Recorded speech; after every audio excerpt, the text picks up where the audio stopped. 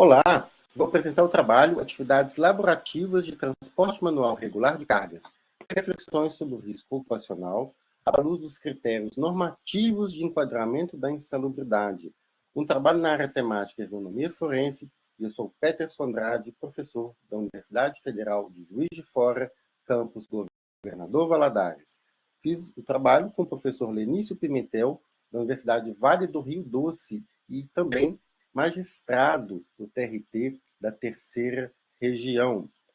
Fizemos o trabalho em 6 etapas, desde questionamentos preliminares até esse produto final, que é um ensaio crítico em relação à NR15. E o primeiro questionamento foi: a equidade é preservada para o direito à insalubridade? Por isso, fizemos uma análise normativa para o aprimoramento dos direitos dos trabalhadores, porque sabemos que a harmonia entre saúde e justiça depende de um complexo arcabouço normativo de caráter multidisciplinar. O Rodrigues, em 2022, ele colocou a atuação da ergonomia forense para além da atuação pericial. E essa é uma proposta do estudo fazendo uma análise normativa, uma análise da legislação em relação ao NR15. Por isso, estudamos o ordenamento jurídico brasileiro, e isso já vem de um trabalho publicado na revista Ação Ergonômica, esse ano, em 24, em que foi feita uma crítica por mim em relação a um ponto cego e evidente paradoxo normativo da NR17. E a partir dessa reflexão da NR17, surgiu o trabalho com uma reflexão da NR15 também, um segundo trabalho nessa perspectiva. E sabemos que condições ergonômicas insatisfatórias para a manipulação de cargas podem agravar a sobrecarga física dos trabalhadores. Um disco intervertebral pode sofrer um prolapso com a combinação de movimentos de rotação, flexão, extensão do tronco. Já existem evidências com o risco aumentado quando se coloca uma carga, se adiciona carga no trabalho e levantar um peso com tronco e joelhos retos. Já tem evidências da maior carga mensurada, isso já em estudo da década de 70. Métodos de trabalho inadequados podem provocar lesões na coluna vertebral, com absenteísmo, afastamento do trabalho, por causa de lombalgia ocupacional, hérnia de disco. Isso é relatado na literatura nacional, um artigo aqui da Revista Brasileira de Saúde Ocupacional de 2003.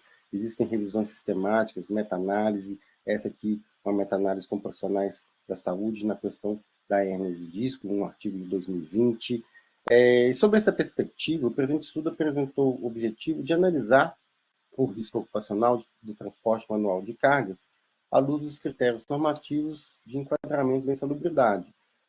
Sobre o prisma jurídico, o método empregado foi a abordagem hipotético-dedutiva. Fizemos análise do conteúdo da Constituição Federal de 88, CLT, NR15 e NR17. Então, por isso, teve todo esse fluxo de análise, desde a Constituição até a NR17, o conceito do que é o transporte manual regular de cargas. Estudando a Constituição, sabemos que é a base jurídica do sistema de proteção à saúde do ser humano que trabalha, tem alguns dispositivos, o direito social de todos os trabalhadores, o direito fundamental, a redução dos riscos inerentes ao trabalho por meio de normas de saúde, higiene e segurança, e aqui é um dispositivo de natureza programática que sinaliza ao legislador infraconstitucional sobre a necessidade permanente de aperfeiçoar a ordem jurídica a fim de garantir a máxima segurança no local de trabalho.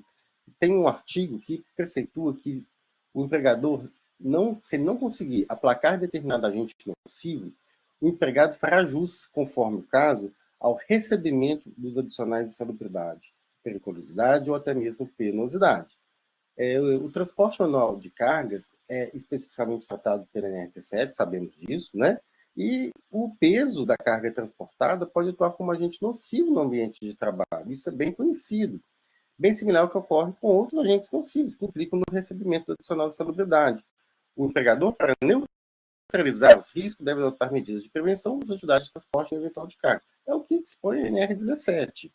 Porém, esses preceitos técnicos evidenciam a caracterização do peso da carga transportável como notório agente nocivo, ou seja, fator permanente de risco no local de trabalho que demanda, além de medidas de prevenção, a necessária compensação remuneratória ao empregado submetido a essa circunstância prejudicial à saúde, quando comprovado, obviamente.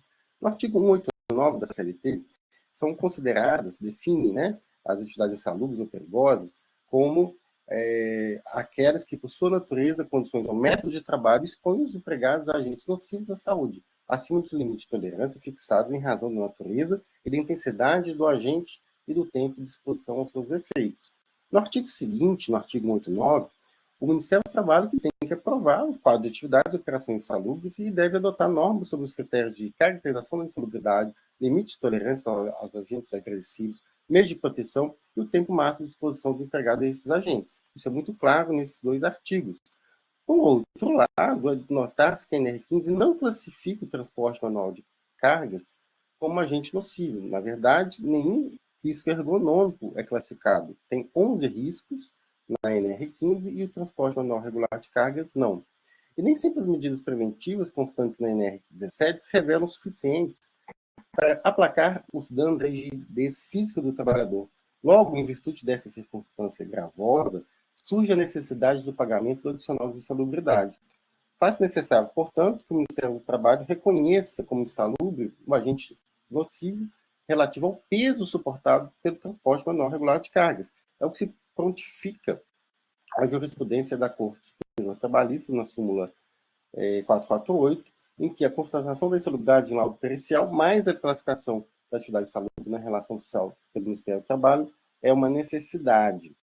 Conclusões do trabalho, pelo exposto para que seja assegurada a integral proteção ao trabalhador que suporta peso excessivo nas atividades de transporte de cargas, torna-se imprescindível que o Ministério do Trabalho, servindo-se da delegação legislativa assegurada pela CLT, faça incluir na NR15 o agente insalubre em questão. A promoção de justiça e equidade representa a necessidade para o Estado brasileiro e a análise normativa pode ser mais uma atuação do ergonomista forense para o aprimoramento dos direitos dos trabalhadores. Nesse QR Code, nós temos disponíveis as nossas referências bibliográficas, que estão aqui também listadas nesta apresentação. Muito obrigado pela atenção.